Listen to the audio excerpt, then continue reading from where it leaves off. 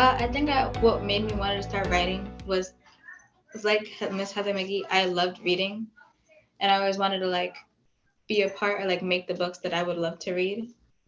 What made me go for tip was not only was I being able to get my work published and to write, but I was also getting paid, which was a big thing. So it'd be my first real job type. I feel great when I publish a book because my work's getting out there and people are being able to see it. And I hope it does impact people to like be able to read more and go for it.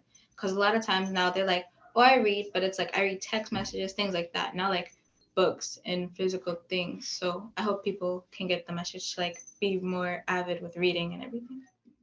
So the first question I have for you is what led you to become a writer?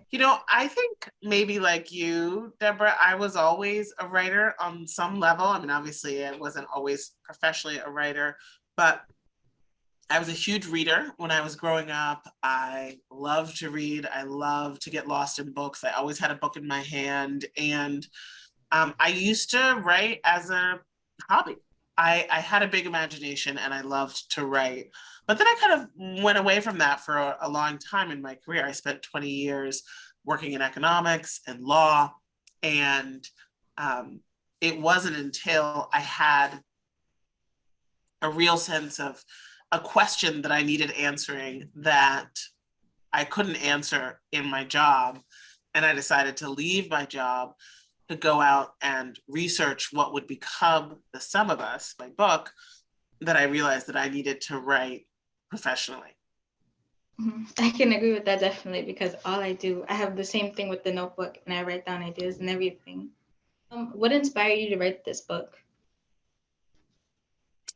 I was inspired to write The Sum of Us because I felt like there were so many issues that this country was dealing with: economic inequality, poverty work, a lack of affordable health care, unchecked climate change, failures in education, the holes in our democracy.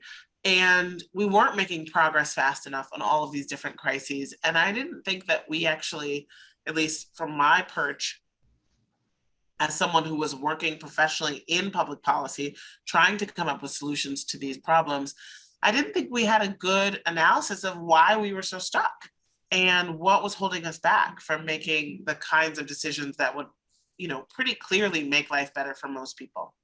And so I was inspired to go on a journey that took me around the country from California to Mississippi to Maine and back again multiple times in search of an answer that was more convincing for why, as I say in the opening line of the book, why it seems that we can't have nice things, right? Nice things, not like flying cars, but nice things like, universal childcare and paid family leave and healthcare and a well-funded public school in every neighborhood, and the kinds of things that our country should really be able to afford, and the kinds of problems that we should be able to find solutions for. What inspired you to make your YA adapted version of your book? Well, it really came from having the original book, the adult book of The Sum of Us, reach so many people. And one of the most common things people would say after they read it was, this should be required reading. I wish I knew this earlier. I wish I had learned this in school. And so a lot of colleges and universities began to have the adult book be a first year common experience book, assign it in classrooms and curricula, and that was really great. But I also thought about how involved young people are at an earlier age these days, how much politics and social media and the media is, saturating what younger people are taking in about our country. And because my book really has this sort of education about how we got here, what the role of race and racism was in shaping our economy and how and where we live, and changing our politics over time, I felt like this is something that I personally would have loved to have known earlier in my career, in my life.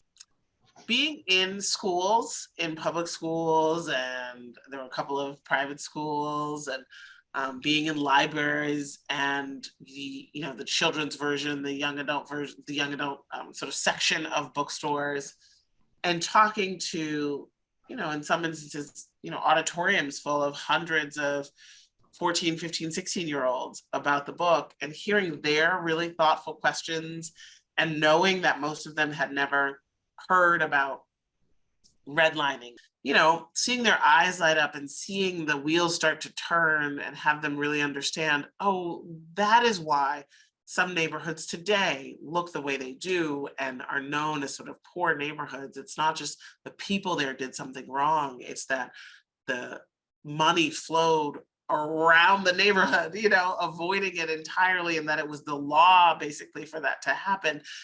Those kinds of aha moments happening early on in someone's life and understanding of our country has just been really wonderful. It really affirms for me something I remember very well from being a teenager, which is that, don't dumb it down. We don't need to dumb it down. The book is sophisticated. It's got sophisticated arguments. It's not an easy book, and it's not a simple book, but kids are smart. And the book is shorter than the young adult book, is shorter than the adult book, but it's, we didn't change the vocabulary very much. We didn't try to dumb down the ideas. It's really the same book, but a little bit more accessible. Do you have any advice for future writers, or anything that you think is important for them to know, not just as writers, but also as people? My first piece of advice would be read, read, read. And read books, right? We're actually sort of awash in text and images now because of social media, because of, memes, because of our phones and all of that. But the number of revisions that it takes to write a book and to go from a concept to words to sentences to paragraphs to deleting all of that and doing it again and having an editor look at it and then finally making it onto the printed page, that really represents the kind of level of writing that you want to be modeling your own original writing after. And this is an amazing time for books. We're hearing more voices, reading more perspectives, more young people, more women, more queer people, more people of color and Indigenous voices are being heard, and that's all for the better, for the quality of reading and writing. And so that's a really great thing. So read, read, read, read, read. I saw that you wrote a piece about some of your favorite bookstores and some of your favorite books that you think will really, make a reading lover out of people. So I can tell that you would share the same advice, the love of books, being a bibliophile. Definitely. Well, that was really it for my questions. Thank you so much for answering all of them. Of course, Deborah, thank you so much for the thoughtful questions. Congratulations on all the writing and your leadership roles that you have, and have a wonderful, wonderful celebration for WriteBoston. Yeah, thank you.